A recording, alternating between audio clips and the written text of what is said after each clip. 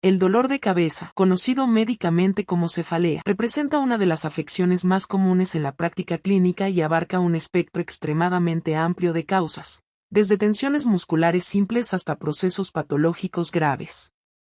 Para comprender la naturaleza de este síntoma, es fundamental analizar la localización, la intensidad, la frecuencia y los signos acompañantes que definen cada cuadro clínico. El tipo más frecuente es la cefalea tensional, que los pacientes suelen describir como una sensación de presión constante, similar a tener una banda apretada o un casco alrededor de la frente y las sienes. Este dolor suele ser de intensidad leve a moderada, de carácter bilateral y no se agrava con la actividad física rutinaria, como caminar o subir escaleras. Sus principales desencadenantes son el estrés emocional, la fatiga visual, las posturas estáticas prolongadas que tensan los músculos del cuello y los hombros, y la falta de sueño reparador. A diferencia de la anterior, la migraña se manifiesta generalmente de forma episódica y con una localización unilateral. El dolor migrañoso es típicamente pulsátil, intenso y puede llegar a ser incapacitante para las actividades diarias. Un rasgo distintivo de la migraña es la posible presencia de aura, un conjunto de síntomas neurológicos que preceden a la fase de dolor, tales como destellos luminosos, líneas en zigzag en el campo visual, hormigueo en las extremidades o dificultades transitorias en el habla. Los síntomas que suelen acompañar a la migraña incluyen náuseas, vómitos y una sensibilidad extrema a la luz, fotofobia, y al sonido, fonofobia, lo que obliga al paciente a buscar reposo en lugares oscuros y silenciosos. En un escalón de mayor intensidad se encuentran las cefaleas en racimos, consideradas entre los dolores más agudos descritos en medicina. Estas ocurren en brotes o periodos de tiempo específicos, con ataques que duran entre 15 minutos y 3 horas, localizándose estrictamente alrededor o detrás de un ojo o en la región temporal.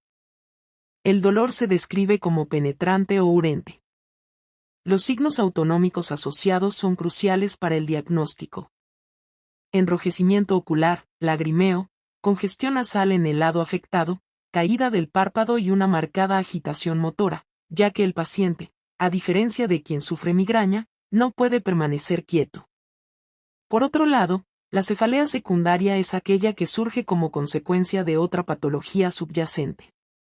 En casos de hipertensión arterial descontrolada, el dolor suele situarse en la región occipital, tiene un carácter opresivo y a menudo se asocia con visión borrosa o zumbido en los oídos.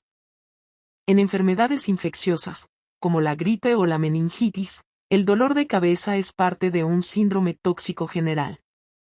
En la meningitis, la cefalea alcanza una intensidad máxima, se acompaña de fiebre alta, vómitos proyectivos y una rigidez nucal característica que impide al paciente tocar el pecho con la barbilla.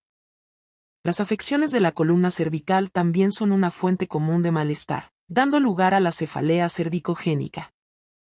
Este dolor irradia desde la base del cráneo hacia la frente o los ojos y empeora con ciertos movimientos del cuello o posiciones mantenidas. Es vital considerar los factores vasculares. Una alteración en el retorno venoso puede provocar una sensación de pesadez y expansión craneal, más notoria durante las primeras horas de la mañana. Una preocupación crítica es el dolor súbito y explosivo, descrito como el peor dolor de la vida o un golpe seco en la cabeza, que puede ser indicativo de una hemorragia subaracnoidea, lo cual constituye una emergencia médica absoluta. También existe la cefalea por uso excesivo de medicación o cefalea de rebote. Esta se produce en pacientes que consumen analgésicos de forma crónica para controlar sus ataques. Se crea un círculo vicioso donde el fármaco alivia el dolor momentáneamente, pero provoca una hipersensibilidad en los receptores del dolor, haciendo que las crisis sean cada vez más frecuentes y resistentes al tratamiento. El proceso diagnóstico requiere la identificación de las llamadas banderas rojas o signos de alarma. Estos incluyen el inicio repentino de un dolor explosivo, el empeoramiento progresivo de una cefalea crónica, la aparición de síntomas neurológicos como debilidad muscular, pérdida de sensibilidad o confusión, y el inicio de dolores de cabeza recurrentes en personas mayores de 50 años. La relación con el ciclo de sueño es otro indicador. Los dolores que despiertan al paciente por la noche o que son más intensos al despertar pueden sugerir un aumento de la presión intracraneal. Los factores psicológicos desempeñan un papel relevante. Los trastornos de ansiedad y la depresión a menudo se somatizan en forma de cefaleas crónicas diarias que no responden bien a los analgésicos comunes. Para evaluar el estado del paciente, los especialistas analizan la periodicidad.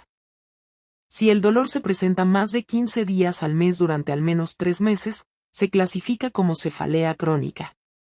En este estado, el sistema nervioso central sufre un proceso de sensibilización donde el cerebro interpreta señales sensoriales normales como estímulos dolorosos.